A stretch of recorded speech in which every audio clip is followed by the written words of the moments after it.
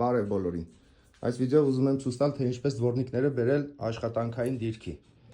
Ինչի համար է դա պետք։ Ուզում եք փոխել դворնիկների ռեզիները, կամ մեքենա լվացել եք ու պարբիսը ուզում եք չորացնեք, բայց չեք կարող այս դворնիկները բարձրացնել։ Այտենց խնդիր է լինում, երբ որ դворնիկները սովորական վիճակում sense չեք կարող բարձրացնել։ Կապտում է կապոտին։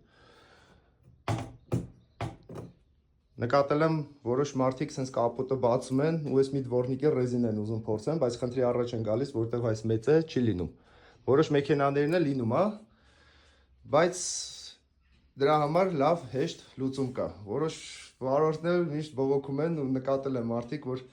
ասում են, այս մեքենան արտադրողը չի ֆայմել, մի հատ այս բան անի, որ այս դворնիկները կարողանանք բացենք։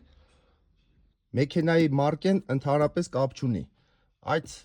Պրոբլեմը լինում է, երբ որ նոր մի քիչ առաջ սուս տվի։ Չենք կարող բարձրացնել դворնիկները, որտեվ կապոտին կպնում է։ Ինչ ենք անում դրա համար։